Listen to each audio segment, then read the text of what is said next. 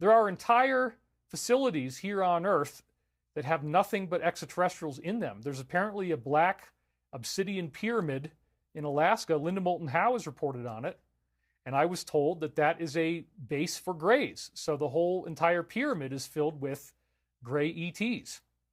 That's just one example. We are not alone here on Earth. That's one of the reasons why the ETs will not allow us to have any type of nuclear war, because there's plenty of other races here as well. And we get into the honeycomb Earth, the hollow Earth idea. It's not actually hollow in the center, but if you go a mile or two below the surface, you get these huge underground caves that can be 20 to 40 miles wide, that have, mile high, several miles high ceilings. And if you go in there and you don't terraform it, it has a natural luminosity. There's this bioluminescent bacteria that grows on the ceiling. And then on the ground, you have these white creatures that look similar to the stuff that you see at the bottom of the Mariana Trench, where there's no light. You have little white shrimp, little white crabs, little white clams, tube worms, seaweed, all this kind of stuff. So what they end up doing, these extraterrestrial civilizations, is they can move into these areas, they can terraform them, and they turn them into something that has the semblance of being on the surface. They create an artificial sky that gives you artificial lighting, but it looks very real. They have trees, they have grass, they have meadows, they have mountains, they have buildings, they have roads. They don't use gas-powered vehicles, they use electric vehicles. And so there's no pollution down there, but people live, and you can pretty much feel like you're on the surface when you're down there. Apparently, cloning is used a great deal. There are certain people who are cloned over and over again. So you might see the same face many times, and this is how they've been able to get millions of people as staff. Another thing Uncle Jack actually told me is that when MH370 was abducted, they actually landed that plane on Diego Garcia, which is a base in the middle of the Indian Ocean, and that the people who were on the ship were brought into an underground facility, and they never came back. So there are various cases. David Paulides has a movie called, I think it's Fahrenheit 411, or maybe that's the Michael Moore thing. But anyway, it's something similar to that. But anyway, David Paulides, look up his work. He's got multiple stories about people being abducted in national forests. That's where it's most apt to happen. Don't go camping in national forests, especially if you have colorful stuff. There's many, many cases of clothing being folded up, neatly folded up, and people are missing. There's stories in actual upstate New York of what sounds like a big metallic door closing, and people just disappeared when they were right there.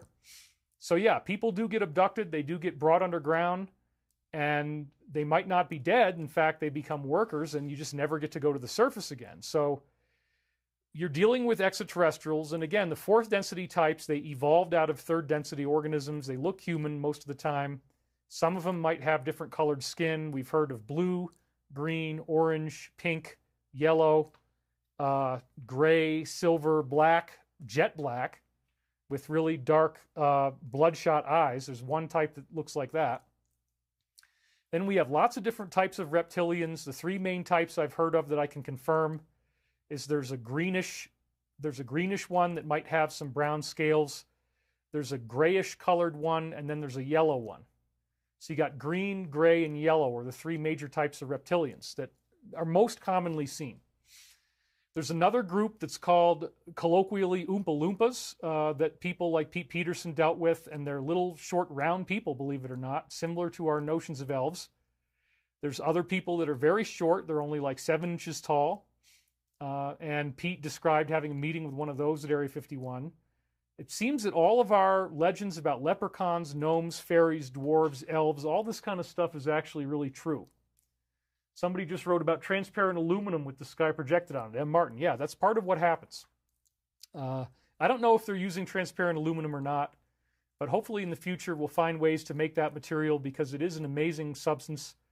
We will make it in smaller quantities. Like, for example, the cockpit of this plane right here, the SM-39, this is going to be made with a transparent metal. I think it's transparent titanium because when you go to Mach 4, that's the fastest speed.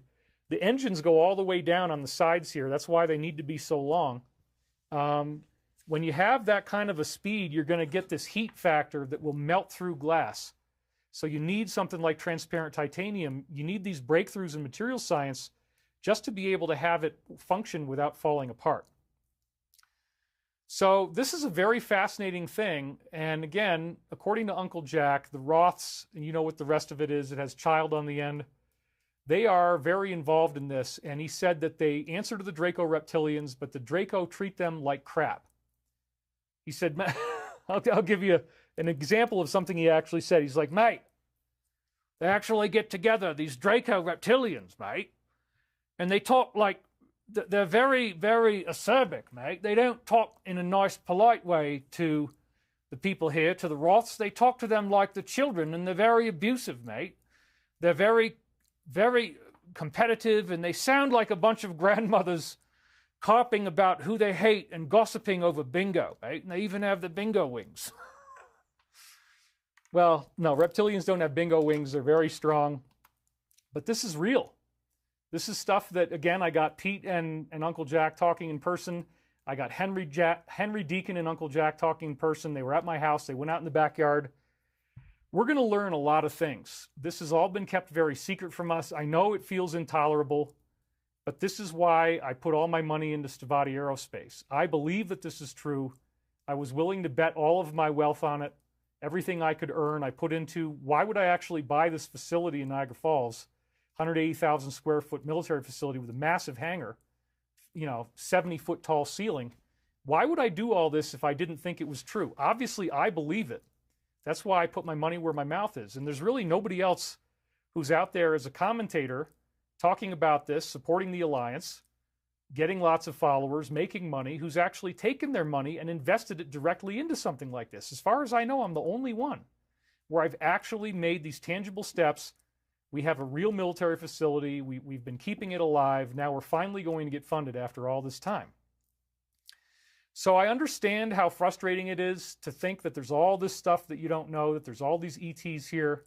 And I still have only been talking about fourth density ETs. According to the law of one, there's also fifth density. And at that level, they can project into a human body, and then they can dematerialize it again. And at that level, they don't look anything different than you and me. So that's what's ironic, is that in the fourth density category, they're going to look very different. They might have larger heads and larger eyes. But in the fifth density category, they're actually going to project into a form that's comfortable for us. They're going to look like something that we're familiar with.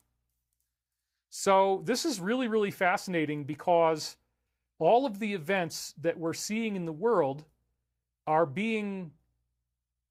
There's a hidden theme behind what's going on. We're looking at what obviously seems to be some type of strange shadow war. It's an information war, as Alex has said, hence his title of this company, InfoWars. And this is not what you think. The DS is very, very adamantly fighting to prevent you from learning about extraterrestrials. That's the last thing they want you to know about. They want you to be afraid. They want you to see them as gods, to see them as authority figures. The last thing they want is for you to understand there's a higher power that answers Christianity, answers Islam, answers Buddhism, answers Hinduism. It pays off all of these ancient teachings that we've inherited that often become religions. And we find out that these are not mythological texts. These are actual, documented, factual, historical accounts. The Bible has ET contact. The Quran has ET contact. Buddhist scriptures have multiple examples of ET contact. So does the Hebrew scriptures. I mean, it's everywhere. So we're going to have a big awakening. And as I've said before, I have been used by these higher beings telepathically to convey a message, which is the earth changes that we were afraid were going to happen, pole shift, solar flash, tsunami, all that stuff. That's not going to be happening. We're actually going to be spared these disasters because we've learned the lessons that Jesus meant to teach us, to be loving towards other people. Enough of us have learned these lessons of love. Joy Berman just donated. Thank you very much. We've learned these lessons of love so that we don't have to go through this catastrophe. We've authorized a positive timeline. And so it's very important to understand that the most jealously guarded secrets by the DS are the forbidden technologies.